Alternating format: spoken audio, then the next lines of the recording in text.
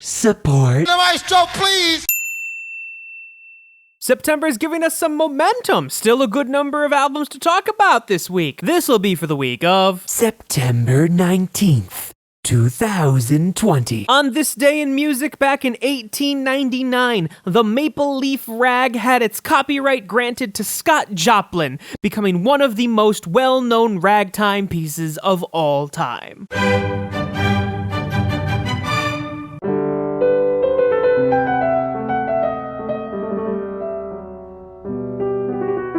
Supposedly, he studied the Goldberg variations for 20 years and refused to play it in public until he was done studying it. I guess he finished now because we have an album dedicated to it. Don't mean a thing if it ain't got that swing.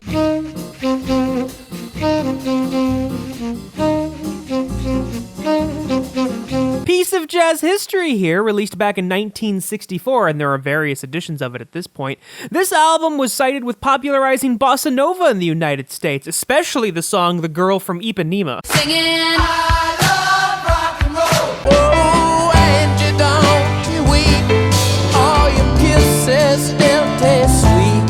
Rolling Stones fans will know that this is actually not a new album. This was released back in 1973, but they've made a 2020 deluxe edition, which has a bunch of very deep cuts and alternative mixes of the tracks from the album, as well as the live recording from the 1973 Brussels affair. It's bigger than hip hop, hip hop. And she like I told him right, keep on doing that, keep on doing that.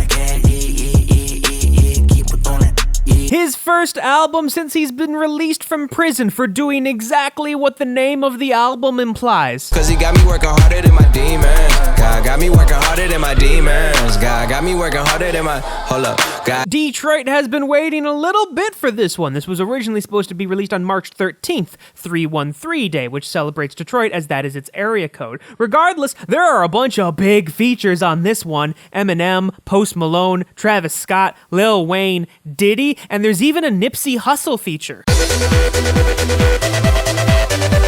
Fun fact about Lady Gaga's The Fame, which is still in the top 5 on the EDM charts, it has actually been on said chart for over 6.5 years. And now I need some help from the maestro, please! And when I felt like I was an old cardigan under someone's bed.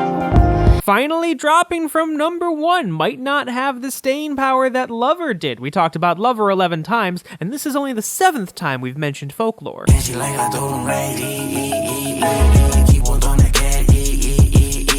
keep on doing that.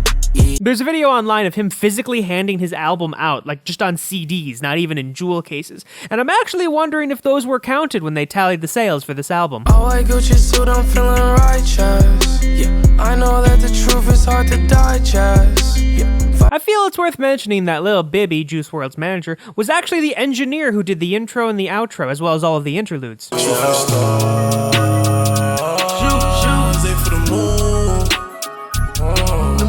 Pop Smoke and Juice WRLD now being able to posthumously hit a number 1, but they're not the first rappers to do so. They're actually the 4th and 5th.